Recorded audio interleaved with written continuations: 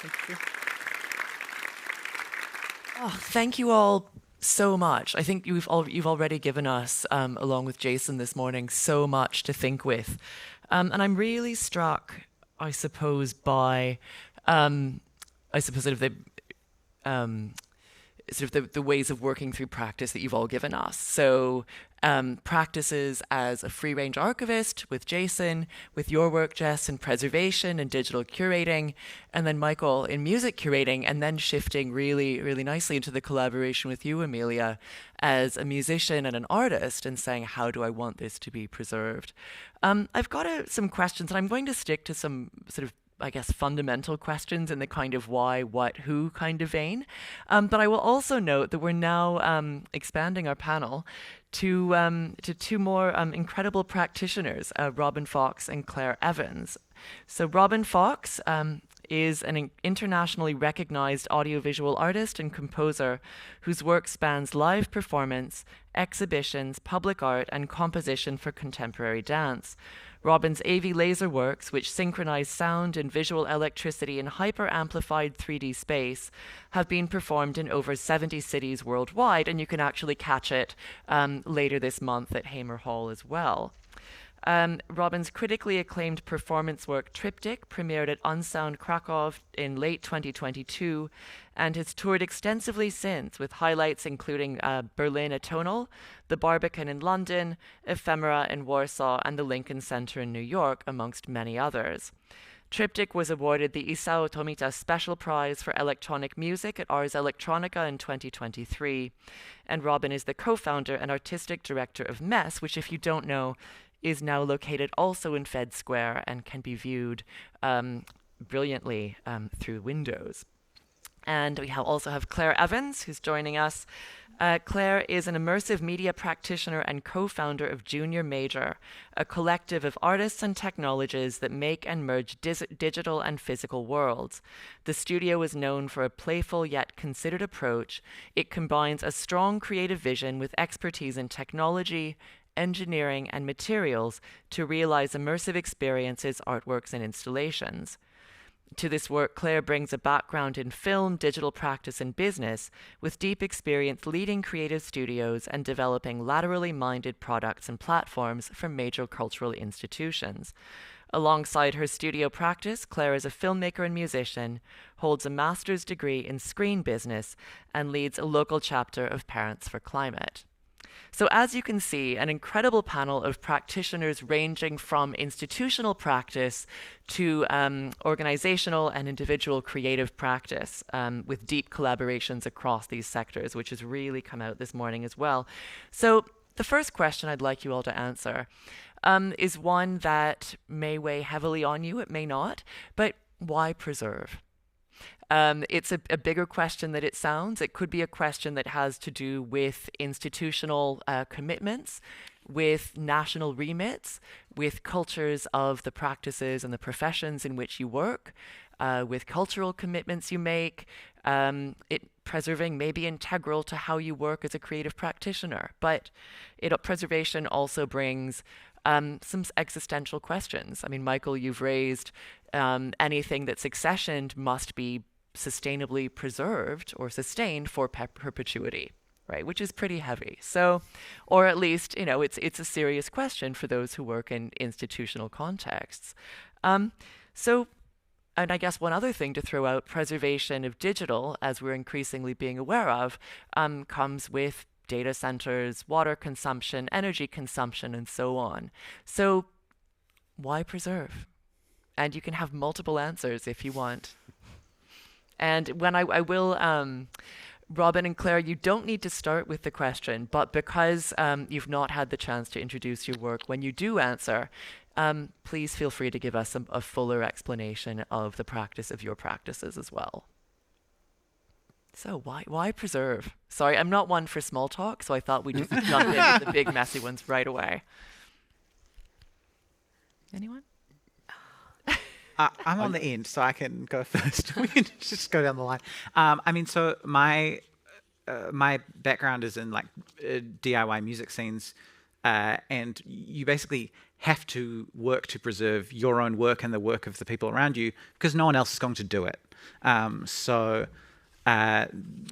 for years, every gig I went to, there would be somebody standing there with a little portable audio device, and those would all go up onto their website that they have, and you could listen to years of gigs. And some of those bands never released any music. The only way you can hear their music is to hear this kind of slightly sketchy recording of them playing in like 2011 in someone's garage. But then for myself, when I started getting into more electronic music production, it's basically just a necessity for your practice to preserve. So much electronic music is made out of other music. And so especially music that's using samples, and almost all music now uses samples, even if that's just of your drums or of like an instrument. And so you kind of need to build up this collection of things, and you need to maintain that collection of things, and you also need to make sure all of your software is compatible with each other. So yeah, okay, so preservation is part of making as well as being part of the community. Absolutely. Yeah. Okay. I guess I'm next in the line. I was going to say you don't need to go online. It's but I mean, it is a big question. I mean, in the context of the National Library of New Zealand, our remit is really to create a comprehensive documentation of the people, history, culture of New Zealand. In practice, that becomes selective because that legislative mandate is so high to preserve in perpetuity. So we tend to think of preservation as a distributed responsibility. So it's distributed across a system of heritage institutions, other museums, libraries, archives, galleries. We're focused really on what we call nationally significant, with an increasing sort of consciousness of that being nationally significant and representative as well of diversity in New Zealand. But the reasons why we do it, I mean, I think in a case like this, we're looking at preserving masters, best quality versions of significant material. We're looking at preserving things that can be used for creative reuse into the future, so they will become the kind of basis of next iterative music culture. And then I think also for me as a researcher and a writer, the kind of documentation and detail you would get in archival collections is it's a special kind of material in that it unlike a publication, an archive really opens itself up to lots of interpretations and lots of questions to be asked of it. So an archive like we've created of Amelia's album, I think will be able to be interrogated to answer all kinds of questions that future generations will have, as well as current. So there we are. We're being so polite going down the line. I hope we get. We don't need to go down the line, by the way. It's a good warm up. It's a good warm up. Because it's the first time you're hearing from me, I just also want to say thank you. It's great to be here in NAM, and thank you to ACMI and to Seb for programming another incredible 2 days of the open conference, and also the Friday if you manage to get to that. So thank you for that introduction. But just a little bit about our work. So we really play in that space where physical and digital meet. So IRL sprinkled with a little bit of digital magic. Most of our work is presented in museums, galleries, and festivals, and we use a real mix of technologies. And sometimes it's a combination of a lot of different things at once: camera vision, motion tracking, projection mapping, using real-time 3D gaming engines. We've started playing with some AI tools as well. And then it's also about either the off-the-shelf hardware that we're using, bespoke hardware that we might be designing and making for a work, custom software, open source software, and then software that we're paying for or subscribing to. So it's a real mess. It's a real challenge to think about how you would even preserve it. Just a couple of examples of work so that you can maybe get a picture of it. Right now, we're working with the State Library of New South Wales to present an immersive experience around their archive because it's their 150-year anniversary. So that has involved working with artefacts that they've been preserving and then bringing it into our system. It's been really fun. We've been deep diving. Some interesting facts are there was a head of the library who was fired for being drunk for 3 days at work, and that has formed a key piece in our scandals part of our database.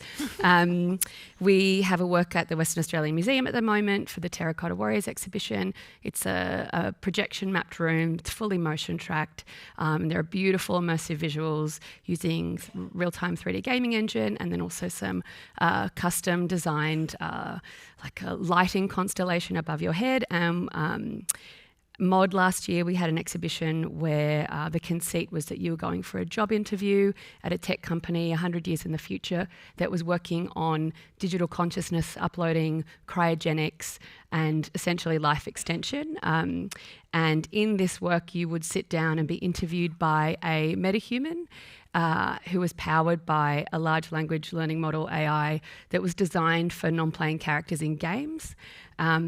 That was an absolute pain to support that work for a year, relying on third-party software that would get updated far too often. And then we do fun, like children's interactives. We've got an interactive at the Museum of Sydney at the moment, which is like physical archaeology. It's a mix of like an 80s arcade game plus some Minecraft visuals and a top-down projection. So I'd say all that to say it's varied. There's lots of interconnected things. And if I'm honest, we don't really think about preservation. We are mostly fee-for-service or commissioned. We're usually running towards a really big deadline. And so we document our work and we document the presentation of our work and people interacting with it, but that's really more for promotion, really. And I mean, if you go on our website, you'll see we do document our works in that way. We also preserve for redundancy. We sometimes install works that will be in a museum for up to 10 years, and so we preserve as far as we're able to support it. And that if team members move on or people come and go from the collective, that that knowledge is stored somewhere. We iterate so that we can roll back development. So that project at Mod, one day the machines got turned on. One of the metahumans was speaking Spanish. We had to roll back to an old version. The next week, the Convey, who we were using their service, changed their pricing models. So we had to call them, be on the phone and say, like, this is a work for a small museum in Adelaide. Like, you can't charge us so much. So the documentation is there only as far as making our life easier. It's documented for touring so that it can be remounted. We document it for the R&D tax incentive. But all of this is not systematic and it's all really ephemeral, and I don't imagine that it will persist for very long. So I would say as a practitioner, like, we don't think about it a lot enough, and it's already really nice to be here going, ooh, it's something that we should be doing more of. And I think part of it's because it's not really part of our remit when we're delivering a work. Fair enough. Okay. Hi. For all of those who don't know what MESS is, it's the Melbourne Electronic Sound Studio, and it is an organisation that is turning 10 this year. So about 10 years ago, my colleague Byron Scullin and I threw the doors open on April Fool's Day, 2016. And what MESS is an incredible collection of electronic musical instruments spanning early dictaphones from the Edison period through a theremin built by Theremin himself in New York in the 1930s, all the way through to the most contemporary synthesizers being made today, and some of them still being made in this fair city. So basically, it's a museum, but it's not a museum in the sense that, I call it a living museum, and the emphasis is on the living part. So the idea is that we're really road testing a preservation through use idea. So this idea that these are musical instruments, and so primarily they are there to be performed. And so as a musician and composer myself, that is what I'm passionate about. I'm passionate about these things as musical instruments. They are also beautiful pieces of design, and you could look at them endlessly, and they are fascinating. And I encourage you to browse our window display down in the atrium. We now have some barcodes there for some stories around those machines. But primarily the idea is to unlock creativity for people, and that is all people. So it's we are sort of not actively against the music industry, but we're doing something very different. Where the music industry doesn't want you to make music because they want you to consume it, we want you to make music. And so a big part of our remit is the creative process and facilitating the creative process. The preservation piece is really interesting because we do hold a lot of instruments that if you don't turn them on for a period of time, they will cease to work. And so this is the preservation through use is really more relevant to a certain period of electronic musical instruments. But it is really important that you turn them on really regularly. You warm them up. You put heat through those circuits. Heat through the circuits actually gets dust off the circuits. And and the idea also is that if you think about a musical instrument like a classic synthesizer like the VCS3, it's about as old as I am. It's like 50 years old, right? It's an amazing musical instrument. Pink Floyd made great, Brian Eno, great tracks. All these amazing musicians using it at the time of its release. But now you will often see VCS3s under glass in museums and they never get switched on again. And I see that as kind of a bit preposterous. I mean, if you locked the guitar up after 50 years, imagine all the music that wouldn't have been made, or any other instrument. You think of any other instrument in that context, it doesn't make sense. So electronic music has been caught up in this kind of, the exponential curve of obsolescence. So something that's only 50 years old is now considered, something that you should put under glass. We don't believe that. We believe that that's still an instrument that should be should be played. And, I've had some interesting arguments. I won't go into details or slander anybody in particular, but, I've been in arguments with certain institutions who won't turn a thing on. And they say, we don't want to turn it on because we don't want to destroy it. And I say, if you don't turn it on, you will destroy it. So, and then I say, well, if you're never going to turn it on again, what you should do is turn it on and then use it until it doesn't work and then never turn it on again. And you haven't actually lost anything, right? So let the instrument be an instrument for as long as it can be an instrument, and then we'll look at it and talk about it and do all the meta, museum style things. So why preserve, though, is a really interesting question, and it's a very personal one for me because I have a complicated relationship with history, having written a history of experimental music in Melbourne in the mid to late 70s as a master's dissertation in another life. What was really interesting to me in writing that history is largely fictional. It's kind of it's a wrestle between fiction and non-fiction. Right? So you're looking for some kind of truth or facts, but in the end, what you're doing is curating a version of events through your perspective, which is incredibly incomplete. So history is like this very incomplete thing that we often romanticize. And so what was really interesting as a sideline, as an artist, I'm studying contemporary music at a place called La Trobe University Music Department, which was unceremoniously closed in 1999. In my third year there in 1998, I was studying experimental music. So I'm there studying serial composition, atonal music, unlistenable stuff that nobody wants or needs. And so it was like an act. That's a broadside. We can come back to that another time. But the point is that what I was doing essentially was an act of protest. This is just at the birth of the obnoxious idea of creative industries, and I'm sorry for anybody who works with that phrase, but this was before that phrase, and it was at a time when I didn't go there looking for a job. I went there looking to pursue the thing that I loved, and I've managed to make a life out of it in some bizarre way. But career was never, that was not a thing. And what was really interesting to me is studying experimental music in this city at that time in 1999, we studied, 98, let's say, we were studying the canon according to Europe and the United States. So we were studying Boulez and contemporaries in Europe, and we were studying John Cage and contemporaries in the US. In the third year, in comes Rainer Lintz, an amazing Australian artist who barely anybody will have heard of, but he was a huge influence on me. He walks into the room of my third year composition class and he puts on the table 10 magazines called NMA, New Music Articles. Each one of them had cassette tapes. Those cassette tapes included computer music works by my mother that I didn't know existed. And he puts this down on the table and says, this is your immediate history, 1982 to 1992. They had documented it all, they had it all on cassette, and they put this on the table. What that did to me in that moment was it unlocked the fact that, oh, this happens here as well. And it was quite amazing because you did feel like a pariah in a sense, making experimental work in Australia. It felt like you were, and also culturally in Australia, we're not very good at honouring the creative part of our lives. And so what was really amazing in that moment was that access to this recent history for me unlocked the permission to do what I have done for the last 25 to 30 years. And so when I inherited Keith Humble's electronic music studio, he was the composer who started La Trobe Music Department, what I inherited was the responsibility, which when he had that electronic music studio, he broke into the Granger Centre and he set it up and he invited kids and people in to play it and run workshops. He wanted everyone to live a creative life. I am as evangelical as he was about that. And so the reason for MES preserving these instruments is to make them available for people to play, because playing the instruments is the important thing. And history is a way of unlocking. If you understand that there is a continuum, that you're part of a continuum, what that gives you is permission to be part of that continuum. So that's the kind of more community focused reason for. So if you say, what's the reason for preservation? It's not so that we've got these things to look at until the end of time. I'm not so interested in that. But the reason of preservation is to say, look at all of this and feel that like a tidal wave. If you want to put it poetically, it's like you use the past or use the present as a fulcrum point, and you take what's in the past and you catapult that into the future. But the present is where we are. That's the important thing. Access is the important thing. Thank you.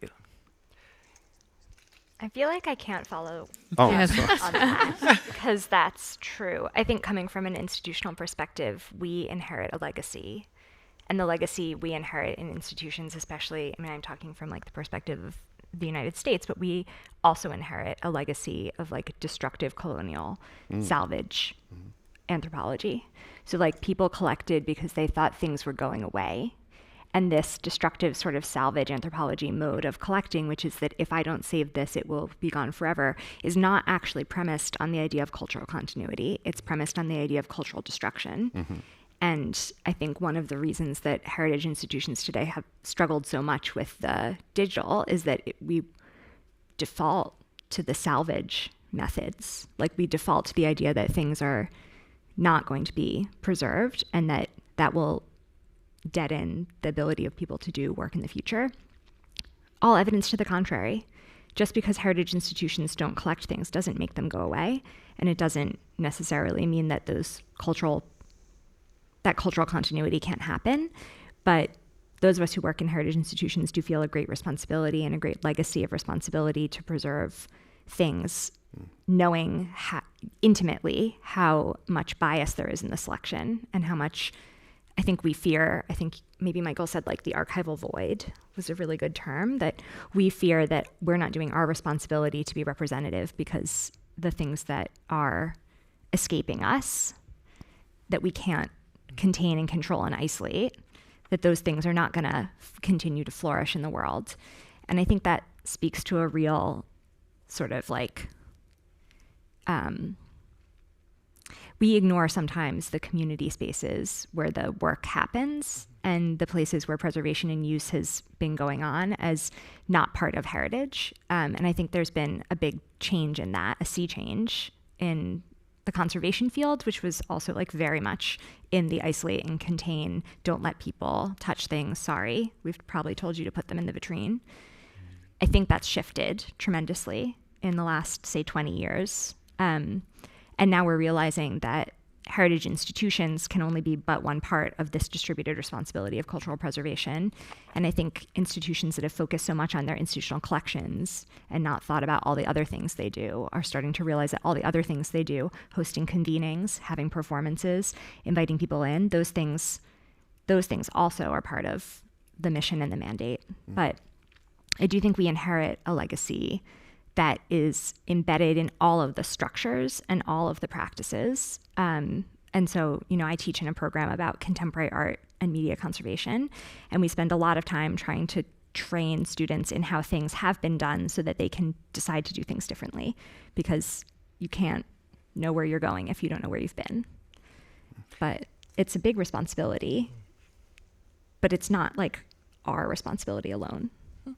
So there's a kind of the why preserve is both diverse in the sense that you've all given us very, very, everything from, tax incentives through, which is, hey, which is important, through to, this is how one is part of a community, to it's a national mandate, to it's around inspiring creativity and inspiring or keeping people making things.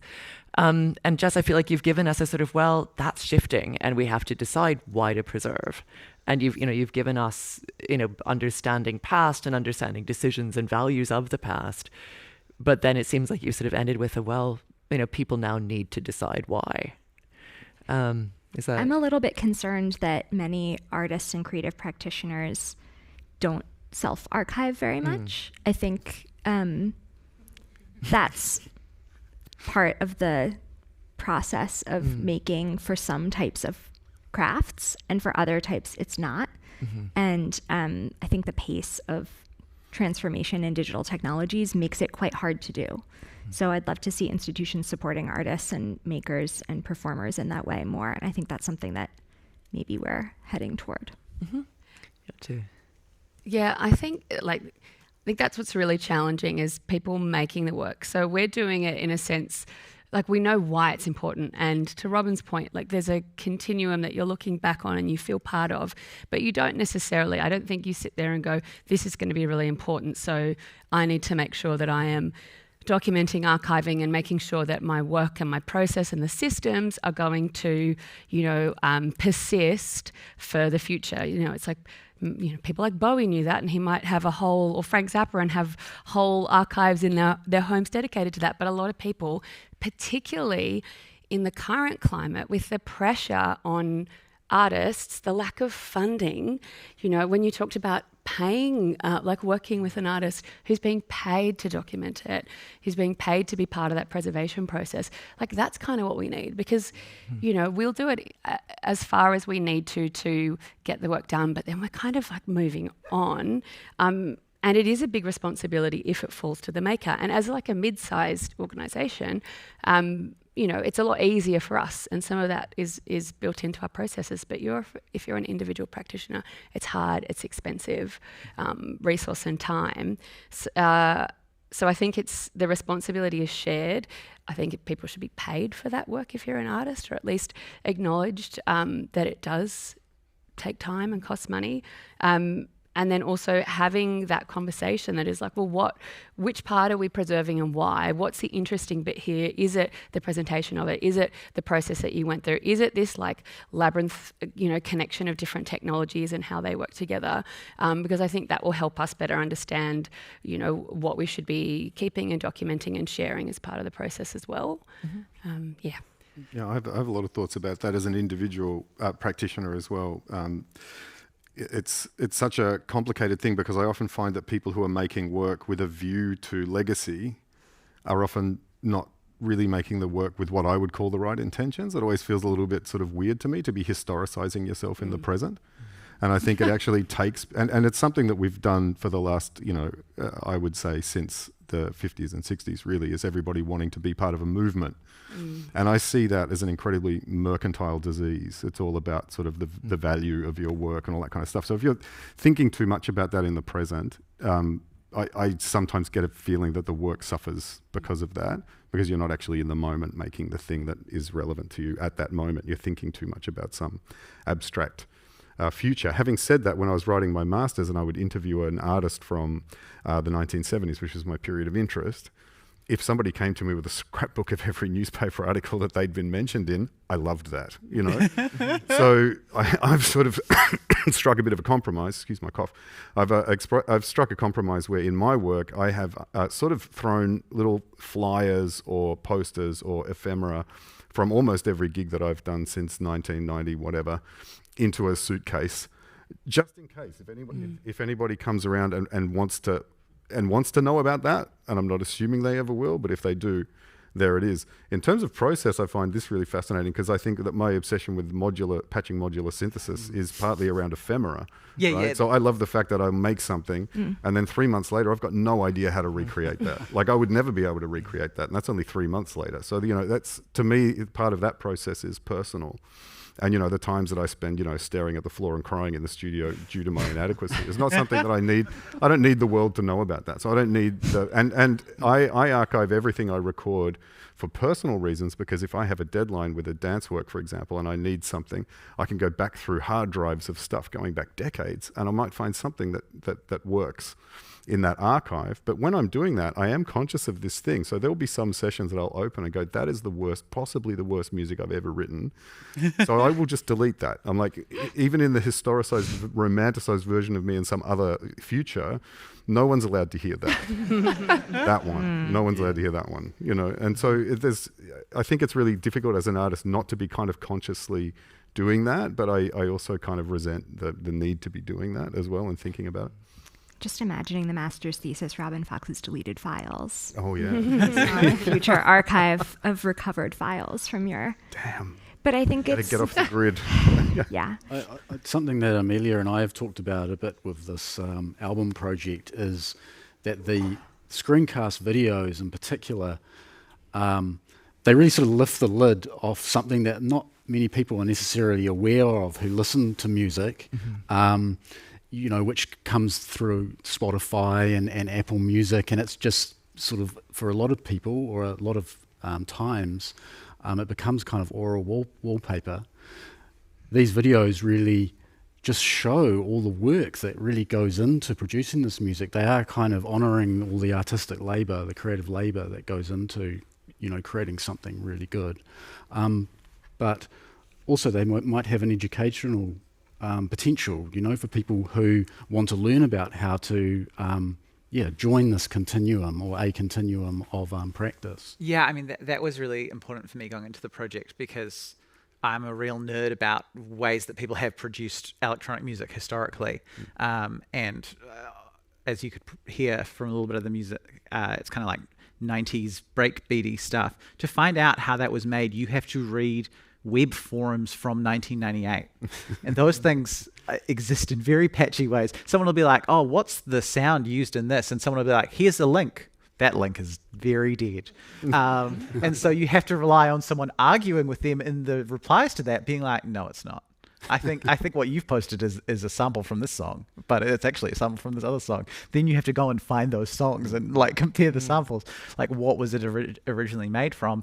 And also, I think because of the legality around a lot of electronic music, which is very grey, a lot of that stuff is not publicly available. How, like, the information on how to make the music, and just because musicians love having mystique, which I don't care about.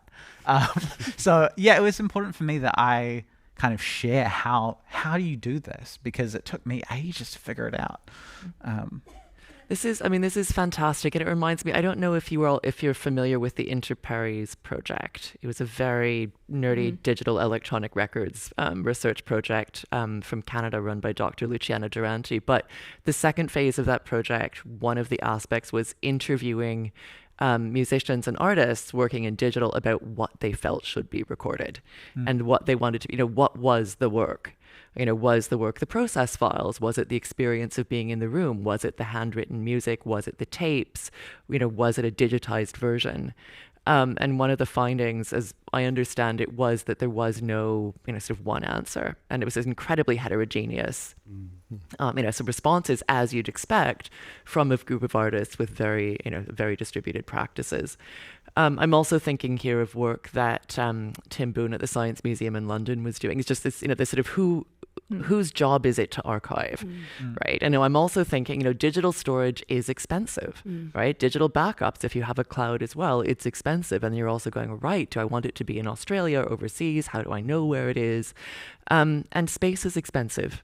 In whether, unless you're in regional areas, in which case you've got broadband expense or other expenses or travel expenses. So, so this, there are, like you said, there are real burdens in asking artists to, sort of archive as you're going with this sense of historicity. At the same time, though, and this is why I was thinking about Tim Boone's work at the Science Museum, and it's also the top voted question on Slido, are these questions around inclusion and exclusion. And, Michael, you noted that the library is trying to be not only nationally significant, but also representative, right? So this shift around conventionally marginalized voices being heard and being represented, or even, and this is the work that Tim Boone at Science Museum was doing, around sort of open access curating. So with experimental music, saying this is going to be a crowd, this is going to be done as a community, rather than by a curator with expertise. So on the one hand, we've got the institutional shifting power or trying to shift power, which is really politically important as well as actually fulfilling those mandates. And on the other hand, there's a hang on, if you're shifting power, you need to resource people properly to do it. So I guess, it's this question of sort of who and, sort of who decides and, who decides what, but also, who is resourced, ties in really well with a question, from the Slido, which is, with an info glut of content available digitally, and I think, this could be, for those of you working in institutional context, work being made. It could also be the sheer volume of files that you are creating in practice. How do we, whoever we is, prioritize what gets preserved and remain mindful of marginalized voices and art forms? And that could also be potential users of your work who you might not be considering when you're making it. Ways that you think about this, ways that you do this, people whose practice inspires you, or, admiring problems is good too, but yeah. We really struggle with this as big institutions have a lot of difficulty sharing authority. I think there have been some really promising attempts at community archiving and community collaboration in different forms, but it's easier to sort of think of it with a project that has a scope and is funded by a grant. It's not so easy to embed in practice. A part of that is the architecture of museums. So conservation labs are usually in the basement or the attic or the offsite facility. So people who work in conservation are often not anywhere near the public. And the work we do is when the museum is closed, and the work we do to install the shows and maintain it is after hours. So there's some structural issues around getting community engagement in specifically the role for conservators, if I can just speak from my personal experience, as much as we might want to. But I think that is maybe that's less of a barrier. Maybe that's just kind of an excuse that I'm giving. But to be doing community engaged practice, you might need to get out of the big institutions because we already have sort of a monopoly on the canon. So maybe it's that we need to be supporting the work that's happening elsewhere. Not necessarily as satellites that have to follow our lead, but in other ways that we might be able to support resourcing and information. And I think, like Michael was saying, to share the R&D. So when a big institution can spend the time and develop a procedure or develop a plan, that other people can find it and critique it. And that unfortunately all exists in museum blogs. It doesn't or in museum specific kind of heritage literature. So I do think one of the problems we face is getting out of our own sort of internal discourse and making this work more approachable. It can get a little inside baseball. You look like you're thinking. Yeah, the questions, the hard questions here are who decides on what collections are brought into a library? How do you make sure that is fair and ethical across, sort of a large community? And I think that in answer to that first one, like, let's just stick with the collection that we've been talking about. You know, who decided to make this collection? You know, I mean, I suppose we can kind of break that down into layers. I guess it was my idea, the music curator's idea, partly because I knew we had so little computer music in the Archive of New Zealand Music. It really was something that had been around a long time, and really, you know, why isn't there some record of this? And approached Amelia. Amelia had achieved all this recognition and, you know, critical acclaim and stuff as well. So it was like, this was a good follow-up to the pilot study, which was more like, let's just see if this works. So it kind of, you know, I felt that was a good marker of significance, if you like.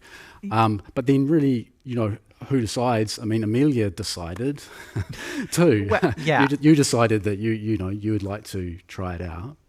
Yeah, I mean, like, to pull back the curtain a little bit, I got a Twitter DM from Michael Yeah. saying, like, the week after, so I won basically the New Zealand equivalent of an ARIA for this album, and I got a DM from Michael saying, hey, do you remember the thing we did with eyeliner? I've been trying to think of who to do that with, and now that you've won this award, I think you'd be like a decent sell to the board.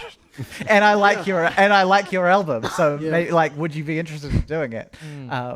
Yeah. Now, so that's one layer, but before I DM'd Amelia, because I didn't have her email, but we followed each other on social media. There was more process behind the scenes at the library. So we have a peer review process among the curatorial teams, so that we basically put forward a kind of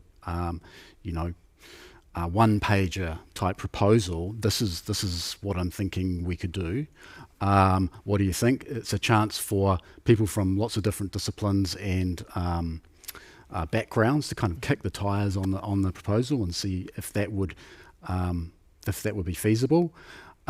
Once Amelia kind of accepted the invitation, though, that has to be taken to a 15-page, fully documented acquisition proposal form, where various sub-teams within the library get a chance to comment on it, because you're going to be impacting their work programs. You're going to be asking the digital archivist to do all this, the AV team to check that the collection works as a audiovisual object, and also the description team, who's going to have to spend a lot of hours actually creating descriptive records of that, plus management.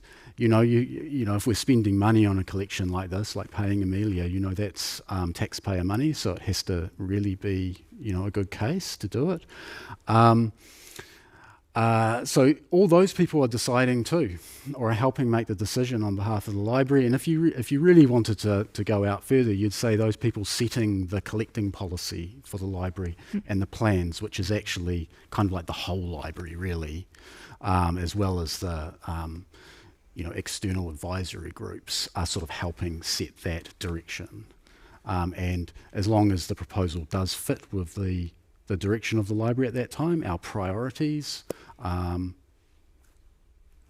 it will get the tick. I think that's sorry, So can I it's just say very something complicated. about that, because that really speaks to this idea of significance assessment, right? And so that's a huge part of everything, really, is what do we decide? How do we decide what's significant? And ironically, we decide now what's significant for an unknowable future. And we decide now that that's significant, and therefore that becomes the thing that when someone in the future is searching for something in this area, that's what they'll find, because it's been deemed significant, and it's then there as this kind of autonomous pole of knowledge in a sea of undocumented. And so then what's interesting is that researchers in the future will look at that autonomous pole and kind of think, well, what's really interesting to me is what wasn't documented. So by deciding what's significant now, we sort of also signal to a future researcher what needs to be done around that, because that's done. So in a way, you make something fixed. And then through a process of repetition, you make that true. Because if enough people and that was the horrifying thing about writing my tiny history of experimental music in Melbourne in the mid to late 70s, was that no one else has really written about it that much, so everybody thinks that my version of it is definitive, and that's horrifying to me, because I know how bad it is. So it's like, well, I know how incomplete it is. It's not that bad. It's got some good sentences in there, but it's incomplete, right? It's not a complete history. And so that idea of significance assessment and that process is really interesting, because that and it's important, because you can't archive everything. So curation is super important, and it often gets a bad rap. It's, gatekeeping, and you're doing this and you're doing that, but at the same time, you can't archive everything. So curation is a really, really essential thing. And so looking at the idea of significance assessment and what it is that we're actually able to, given that we can't archive everything, what it is that we do archive is kind of a really critical question, I think. Absolutely. And, it's a sort of, sometimes I feel like it's a fool's rush in where angels fear to tread kind of thing. We could just throw up our hands and say, this is kind of too hard, let's just archive the easy things. But, I think that these projects are incredibly exciting to work on. They generate excitement in the community, and they provide an example. So it's hopefully leading into more wider representation. But to be on a practical sense, we can only really do one every couple of years. So it is, yeah. But I guess even if you're doing them rarely, it does also inspire other people to do it themselves. So, that maybe in 20 years' time, someone will discover the screen recordings of that obscure artist who wasn't recognised at the time, but now has a screen recording of a session because they were inspired and went, oh, maybe I should do this for, or this finding the suitcase. So there's obviously the institutional responsibility. And then Amelia, you were even talking about how just within the community, if you're part of a scene or a movement, and people have that sense of this is something special. Yeah. And so there just are the citizen archivists who, I played in a band 20 years ago and an Instagram page popped up last week. Cool. And it was all of this recordings and images that we hadn't seen. So, trusting that the institutions are doing work, and also holding hope that there are communities recognising the importance of things, even if they haven't been recognised at a institutional or more mainstream level yet. I think that's I kind of hold hope there too. I mean, there's really something about values underpinning all of this, right? Because the values of, what is significant, the values that say that, okay, there is a 15-page significance document and teams will go in, right? All of this is around, what are the values that, people in decision-making positions hold as important. And I think, it does feel like there's a sort of an opening or an interesting discomfort at the moment with okay, how actually are we, archiving? How are we making accessible, work which is being produced digitally? The State Library of Queensland, and thanks to Melanie Swalwell for bringing this to attention, pointed out recently, most of their acquisitions are digital now, right? So actually, there is a very tangible tipping point as well, just in terms of recognizing that born digital, contemporary work is, it is immersive, it is hybrid, it is physical, it is analog, but increasingly we need to ask these questions that have been put in the too difficult, getting back to your point, there's the easy and the hard, and it's the easy is only easy because it's been done already and because it's considered easy. I'm really, I'm thinking about this question around sort of difficulty. There's another question that's come up on the Slido just about the difficulty of the user experience of accessing archiving platforms or doing archival work. And I'm really interested, Robin, so much of the work that you're doing is very explicitly around, use, and, sort of using and creation as a way of archiving and sharing. And Claire, you're describing sort of going, right, but, how do we archive in the middle of all this because we're, we're running. So I'm interested, and Amelia, as, you've talked about archiving in another way.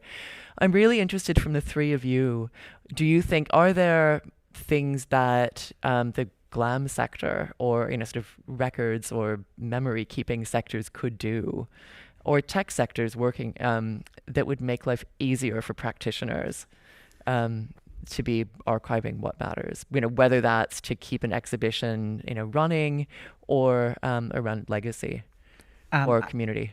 Yeah, I think the work that Michael did with Luke Roll, which was basically the project that preceded mine that kind of launched it, was very interesting and very useful, and I would love to see more work like that. Especially coming from somewhere like New Zealand that is very small. It's as big as Melbourne.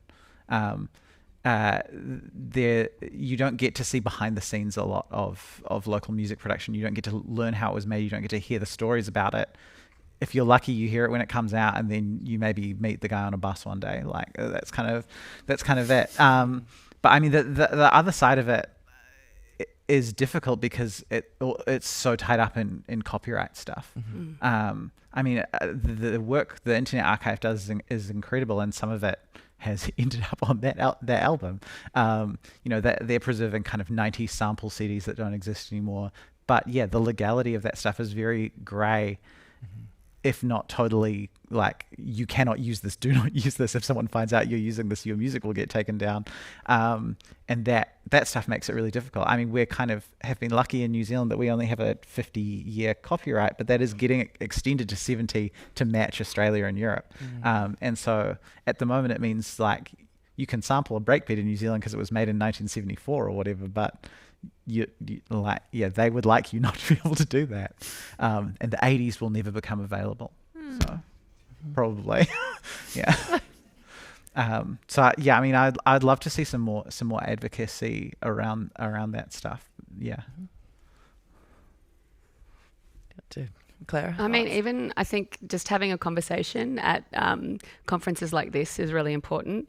As you know, a studio where our remit is often to like provide a deliverable at the end of a project, it would be interesting for the responsibility of the so we'll hand over like a finished thing, it will be mounting an exhibition that will be there, but there is never really a discussion around who's responsible for storing or understanding or being able to like replicate it or remount it in the future.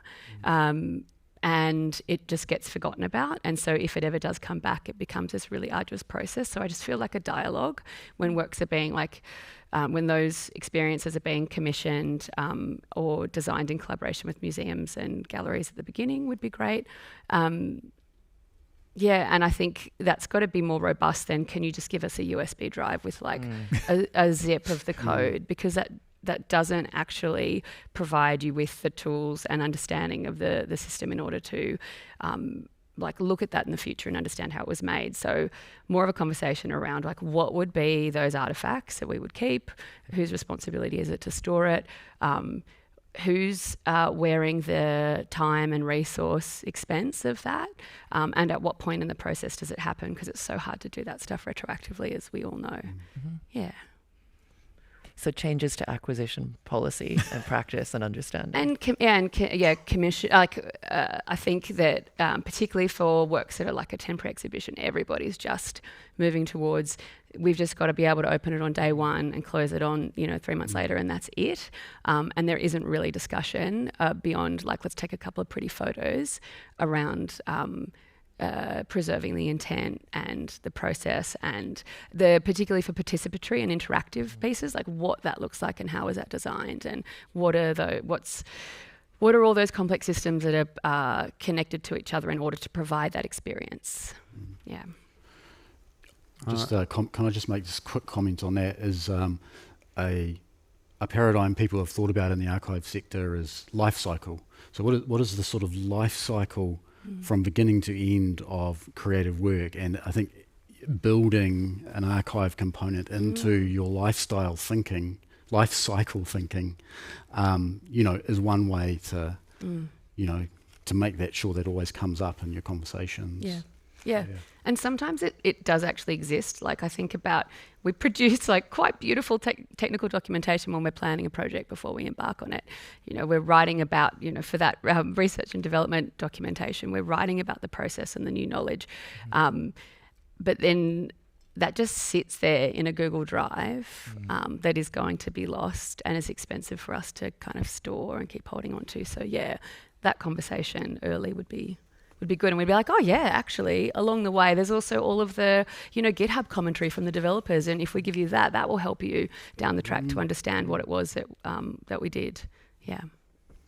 Amazing. Robin, you were... Very quickly, I can see we're running out of time, but I would say that firstly, my passion being electronic musical instruments, I'd love to see a difference in the way people are dealing with those collections. So a good example, National Film and Sound Archive has 2 Fairlights. I'm prone to hyperbole, so I'll say that after 1,000 emails, I managed to get them to let me turn it on. But quite 1,000 emails. But they hold 2 Fairlights. It'd be really great if these instruments were alive and kicking. Powerhouse Museum with the Don Banks collection, Tristram Carey collection.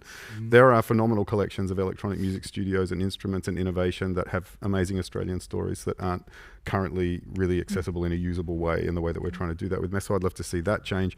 Secondly, and this is going to be a really controversial broadside in a way, but resource allocation, I found when I was doing my residency at the NFSA, I was really struck by the problem of the orthodoxy of world best practice, particularly in the archiving of film and other things, where I could be standing next to a new $5 million machine for doing a 16 terabyte capture of a thing. And here is a $1 million machine that's now redundant, that took a really good capture of the film. And so in standing there in that moment, I just remember thinking to myself, well, you've got a 70-year backlog in terms of human hours on your archive. Why would you spend money on this thing that is, resource allocation is so interesting to me in the sense that I was looking at these machines and thinking, why don't we just archive things at the resolution that they were at? Because that's more interesting in a way. Like, I know there were remastering things, but why remaster it? Archive it the way it was. And this would be tiny. Things would be, 6K rather than 6 gig. You've just upscaled for no reason and created, when they told me that 15 or 16 terabytes for a film, I said, am I standing on hard drive? Is the whole building hard drive? I mean, so I think that, I've got a lot of, Okay, so having so having hard conversations about resource allocation and rationale, and that gets back to values. Rationale around world's best practice as really a kind of nonsense in the end.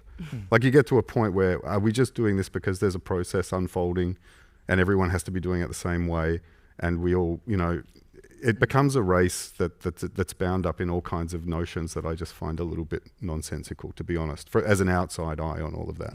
I just look at it and think, this was great. Yeah. Well, if we had more time, I would ask you all about your thoughts about sort of the cultural and geographic specificity, right? I mean, Robin, you've brought this up. Amelia, you mentioned this as well, around copyright laws specificity in Aotearoa, New Zealand, rather than, say, here or other places. But we are out of time for this formal panel. So could you please join me in thanking again Amelia, Michael, Claire, Robin, and Jess?